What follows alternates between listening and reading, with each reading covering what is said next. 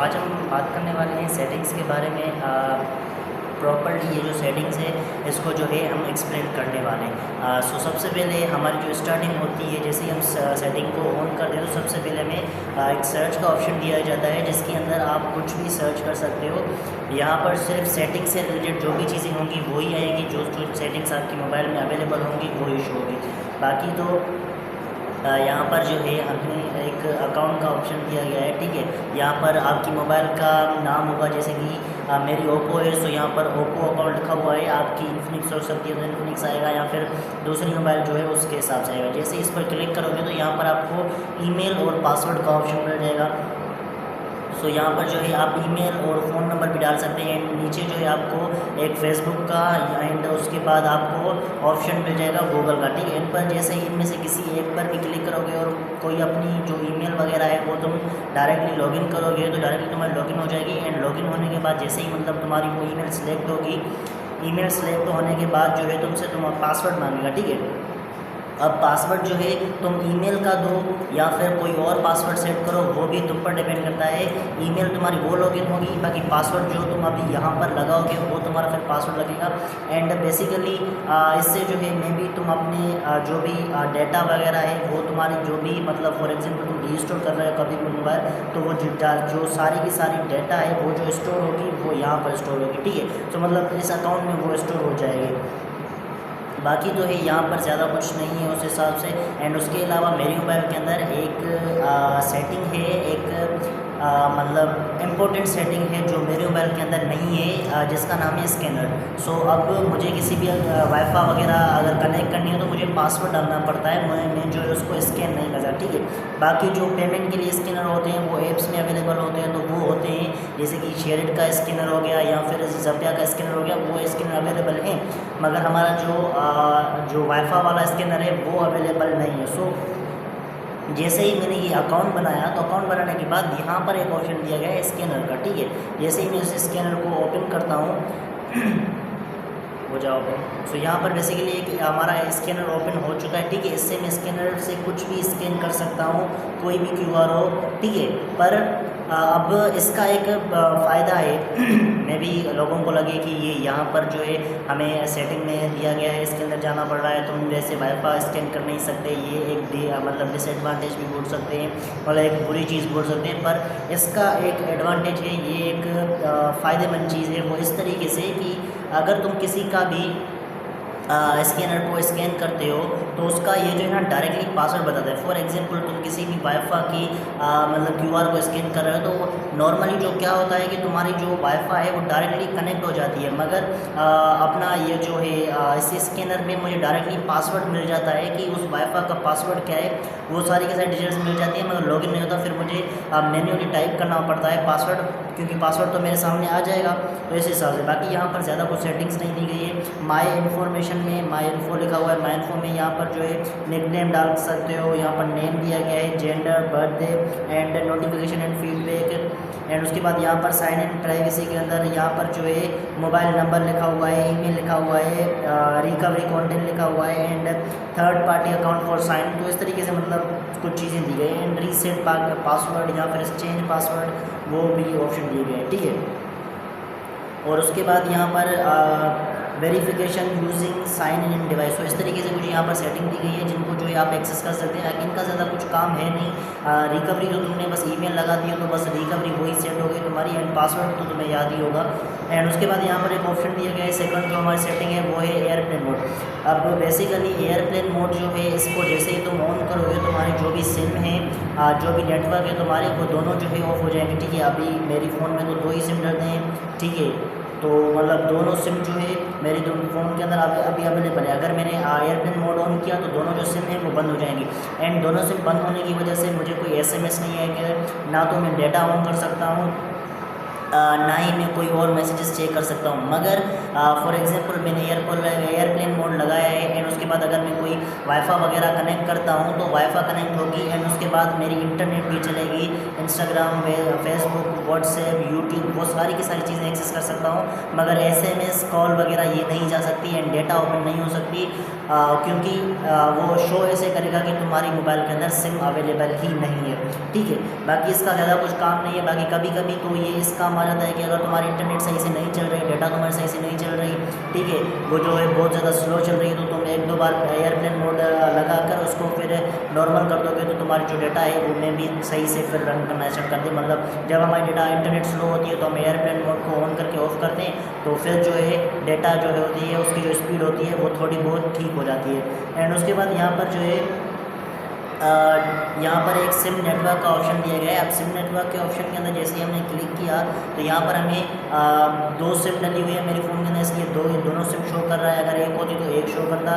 सो यहाँ पर सिम 1 का एक ऑप्शन है, जैसे ही मैंने इस पर क्लिक किया तो सिम 1 के ऑप्शन पर क्लिक करने पर यहाँ पर जो है मैं सिम को अनेबल कर सकता हूँ एंड मतलब जो है अनेबल एंड डिसेबल कर सकता हूँ, मतलब सिम को ऑन ऑफ कर सकता हूँ। एक पर्टिकुलर सिम 1 को या सिम 2 को मैं यहाँ से मैन्युअली बंद कर सकता हूँ। एंड उसके अलावा यहाँ पर नीचे निक नेम डाल सकता हूँ, नंबर डालने का ऑप्शन है। उसके बाद यहाँ पर है नेटवर्क टाइप। अब नेटवर्क टाइप में जो है यहाँ पर हमें दिए गए हैं 2G, 3G, 4G and 4G, 3G, 2G, इस तरीके से ऑटो वगैरह कुछ ऑप्शंस दिए गए हैं। ठीक है, सो यहाँ पर सिम 1 की जो सेटिंग है वो कंप्लीट हो चुकी है एंड सिम 2 के अंदर भी यही से सेम चीज़ें हैं, अनेबल डिसेबल। एंड उसके अलावा यहाँ पर जो है सिम 2 का मैं निकनेम डाल सकता हूँ, यहाँ पर नंबर डाल सकता हूँ, फिर से वही जो हमारे डाटा टाइप है वही चीज़। एंड उसके बाद यहाँ पर जो है मोबाइल डेटा का ऑप्शन दिया गया है। मोबाइल डेटा का ऑप्शन यहाँ पर मेरा ऑन हो रखा है। तो बेसिकली अगर मैं मोबाइल डेटा जो है ऐसे ऊपर करके यहाँ से मोबाइल डेटा ऑफ करूँगा तो मेरा ये जो ऑप्शन है यहाँ से जो है तो यहाँ से जो है यहाँ पर ये वाला जो ऑप्शन है ये ऑन हो रखा है। सो बेसिकली अगर मैंने इसको ऑफ किया तो यहाँ से ये जो ऑप्शन है ये ऑफ हो गया। तो बस यही चीज़ है कि मतलब डेटा ऊपर से कनेक्ट करो, मतलब डेटा ऊपर से मैनेज करो या यहाँ से आके मैनेज करो, सेम बात है। बाकी यहाँ पर कॉल का ऑप्शन है। अब कॉल का जो ऑप्शन है वो ऑलवेज आस्क पर लगा हुआ है एंड उसके बाद यहाँ पर सिम 1 एंड सिम 2 भी ऑप्शन है। तो यहाँ पर 3 ऑप्शन है, 3 में से मैंने जो सेलेक्ट कर रखा है वो ऑलवेज आस्क रखा है। अब फॉर एग्जाम्पल मैं सिम 1 पर क्लिक करता हूँ तो जब भी मैं कॉल करूँगा अपनी फ़ोन से, नो मैटर मतलब कोई भी बंदा हो, जब भी मैं कॉल करूँगा वो सिम 1 से ही जाएगी। ठीक है, उसमें मतलब पैकेज वगैरह नहीं है तो वो बोल देगा कि आपका पैकेज नहीं है ये वो। बाकी अगर यहाँ पर जैसे कि मेरा लिखा हुआ है ऑलवेज आस्क, सो अब यहाँ पर मैं कुछ भी नंबर डाल दूँ, जैसे कि मैं यहाँ पर एक रेंडमली नंबर टाइप कर देता हूँ। ठीक है, रेंडमली नंबर टाइप कर देता हूँ। अब यहाँ पर जो है यहाँ पर मुझे 2 ऑप्शन दिए गए सिम 1 एंड सिम 2। मैं किसी एक पर क्लिक करके फिर जो है मतलब मैं अपना सिम 1 पर क्लिक करूँगा, सिम 1 से कॉल जाएगी, सिम 2 पर करूँगा, सिम 2 से कॉल जाएगी। तो ये चीज़ें तो एक्सप्लेन करने की कोई ज़रूरत नहीं है, सिंपल सी चीज़ें हैं। बाकी यहाँ पर जो है एक इंटरनेट का ऑप्शन दिया गया है। इंटरनेट के अंदर सिम 1 एंड सिम 2 ऑप्शन है। यहाँ पर मेरा सिम 1 सिलेक्ट हो रखा है क्योंकि अब मेरे जो डेटा अभी ओपन है वो सिम 1 में ओपन है। अगर मैं चाहूँ कि मेरे जो मोबाइल की डेटा हो वो स्विच हो जाए सिम 2 में, तो उसके लिए मुझे बस यहाँ पर सिम 2 पर क्लिक करना है। फिर यहाँ पर लिखा हुआ है स्विच का ऑप्शन, स्विच के मतलब इस तरीके से स्विच का ऑप्शन आ जाएगा। इस तरीके से जैसे ही स्विच पर क्लिक करूँगा तो हमारा जो डाटा है वो चेंज हो जाएगी। बाकी कुछ लोग होते हैं उनका यहाँ पर अवेलेबल होता है, यहाँ पर बस सिम 1 या कुछ लिखा हुआ होता है तो उस पर क्लिक करते हैं तो डायरेक्टली उनका जो सिम कार्ड का मतलब जो डाटा है वो स्विच हो जाती है।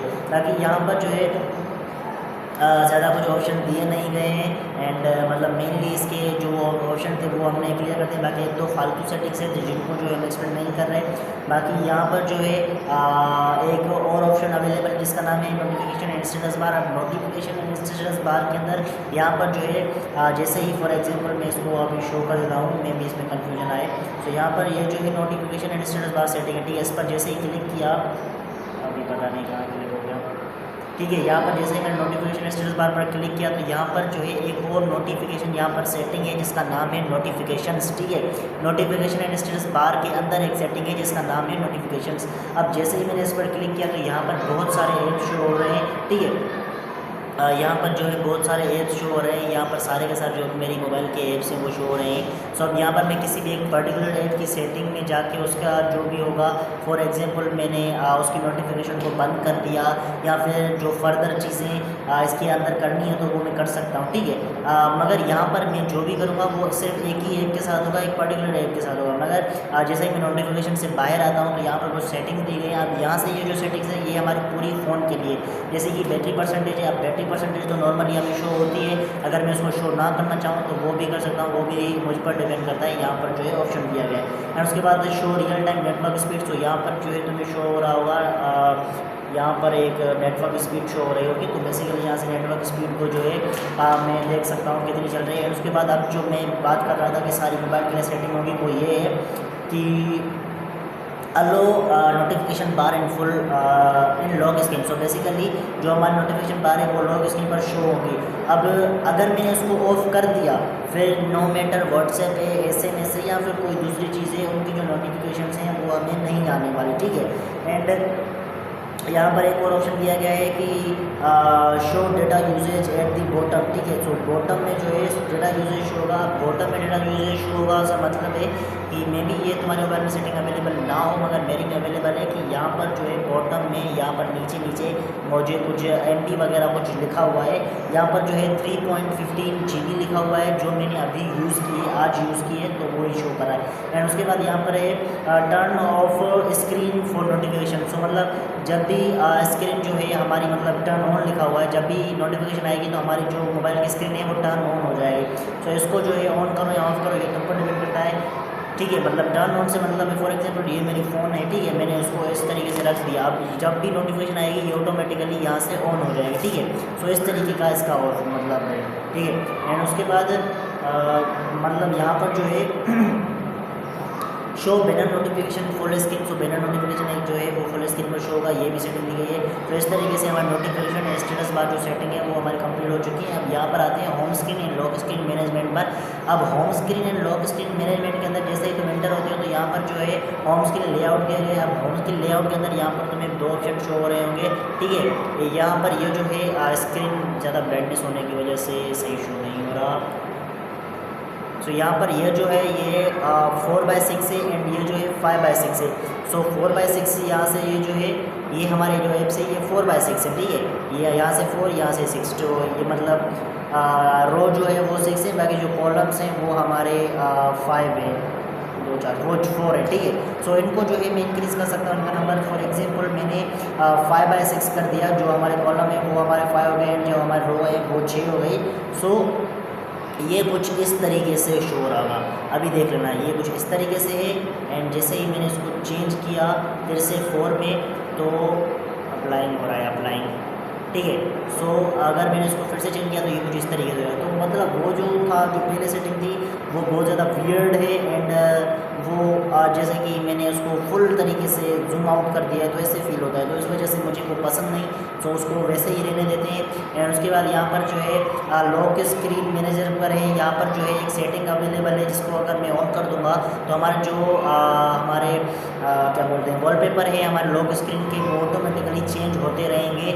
मतलब जब भी तुम्हारी डेटा ऑन होगी तो कुछ पिक्स वगैरह जो है वो डाउनलोड हो जाएंगी, फिर जो तुम्हारा लॉक स्क्रीन मतलब है उसके वॉलपेपर जो है वो ऑटोमेटिकली चेंज होते रहेंगे। एंड उसके बाद यहाँ पर जो है कहाँ गया, उसके बाद यहाँ पर जो है सेट थीम का ऑप्शन अवेलेबल है। सेट थीम पर जैसे मैंने क्लिक किया तो यहाँ पर बेसिकली हमारा थीम ऐप जो है वो ओपन हो चुका है। थीम ऐप के अंदर बहुत सारे थीम दिए गए हैं मोबाइल के लिए, जो आप चाहें तो यूज़ कर सकते हैं। आप इसको बैक कर लेते हैं। उसके बाद यहाँ पर वॉलपेपर का ऑप्शन है, यहाँ पर जो है जैसे वॉलपेपर क्लिक किया यहाँ पर 2 ऑप्शन, ठीक है। एक है हमारा वॉलपेपर्स का, एक है हमारा फोटोज़ का। आप जैसे ही मैंने वॉलपेपर पर क्लिक किया तो यहाँ पर हमारी जो है हमारा जो थीम ऐप है उसके अंदर जो भी हमारे वॉलपेपर्स अवेलेबल हैं वो हमें शो हो रहे हैं। एंड जैसे ही मैं इसको बैक किया एंड जैसे ही यहाँ पर मेरा फ़ोटोज़ का ऑप्शन इस पर क्लिक किया तो यहाँ पर मेरी जो है गैलरी ओपन हो चुकी है। अब गैलरी के अंदर आके मैं यहाँ से जो है यहाँ से बहुत सारी जो चीज़ें हैं मतलब जैसे कि गैलरी के अंदर कोई भी पिक हो गई, कोई भी स्क्रीन शॉट हो गया, कुछ भी जो मैं चाहूँ कि मेरा स्क्रीन शॉट मतलब वॉलपेपर हो तो मैं वो लगा सकता हूँ, ठीक है। एंड उसके बाद यहाँ से जो अगर हम इसको जैसे ही बैक करते हैं तो यहाँ पर हमारी जो भी सेटिंग्स थी इसकी वो भी कंप्लीट हो चुकी है। उसके बाद यहाँ पर साउंड एंड वाइब्रेशन की सेटिंग है।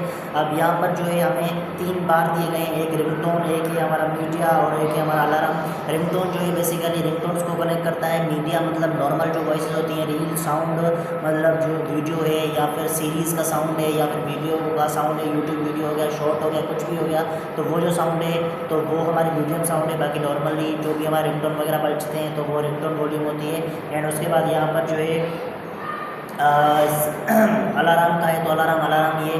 बाकी यहाँ पर जो है एक ऑप्शन दिया गया है डिफ़ॉल्ट वॉल्यूम बटन एडजस्टमेंट। सो अब यहाँ से जब भी मैं इस बटन को क्लिक करूँगा तो हमारा रिंगटोन कनेक्ट जो है कंट्रोल होता है। अगर मैं चाहूँ तो इसको मीडिया भी कर सकता हूँ, वो भी मुझ पर डिपेंड करता है। तो मतलब आज जो है हमने बहुत सारी सेटिंग्स को भी एक्सप्लेन कर लिया है।